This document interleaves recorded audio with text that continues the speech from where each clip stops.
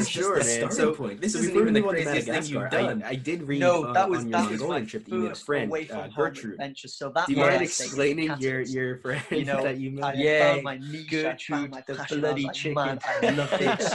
I love how little Madagascar was crazy. And I love the adventure and the close encounters we got. And really experienced in Vietnam too and Cambodia. But I have to. And I was just like to my friend, maybe what else should we do? That's when we then went to Thailand. Challenge, and there was this guy on the outskirts. But in terms of the Gertrude story, so that was just over the halfway point.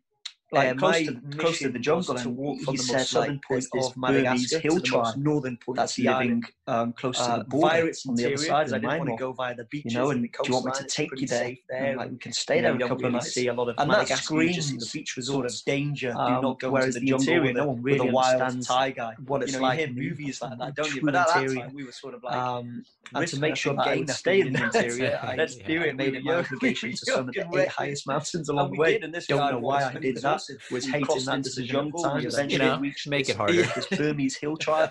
They took us in. They welcomed us in. Just to make it harder. Teaching us how to hunt, just to make how to gather, how to build shelter and rafts using natural resources. It was just a mind-blowing experience. The local humbling must carry yourself a living white cock of how knowledgeable these guys are. They say by doing we came out of the jungle from the witches, craven adventure even more of the rainforest. Something that they really believe in. They have witches in Madagascar. They tell me they taught us jungle. So I'm always say again. How old were you at that point? So I was 19. So that was only a couple of weeks what it is, no matter where I go.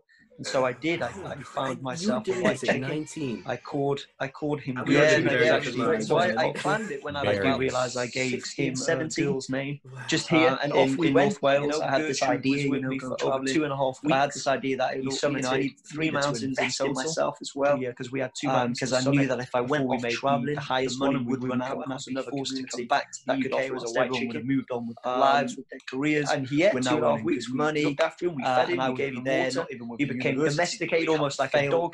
We wouldn't need to tie him up, but put him in the rucksack if he got lazy, come back short, which a lot of the time he did. So I thought if we can get his stupid eyes, there was this one community that maybe eventually after doing these crazy adventures around Southeast Asia, maybe we can then find a chicken pen. I thought, go make some friends in the UK. And we did that. We were pretty much sleeping inside the hut. Me, Max, who was my guy. It was all these crazy adventures. Suzanne, who was my photographer, joined me for a few weeks. Eventually, we wanted to try to knuckle down. So the 4 of us were sleeping in this. We did. Yeah, I went to Australia before mud hut, down, if you like. By the morning, way too expensive. Have you been to Australia? No. Perched himself. He managed to escape his pen. Work his way across the courtyard to sleep with us. He missed us that much. He was so used to human activity after those couple of weeks that he wasn't the other way. Go to the expensive couple of chickens and then enjoy the cheapness. I took a video of that. I couldn't believe I didn't do it that way. I got used to the cheapness of Southeast Asia. Went to Australia and I was like, whoa. This found its way to our mud hut, and it's now sleeping with us perched up on the windowsill. That's crazy. So, but yeah, that's when I was only there for 3 months in Australia. Sort of, I was hoping he would hitchhiking up north. I got a call, but we broke down in the wild. In a dangerous part as well. We had to wait for 13 hours it took before we saw our first leave on the peak. Got ourselves out and say goodbye. We did a cycle down south.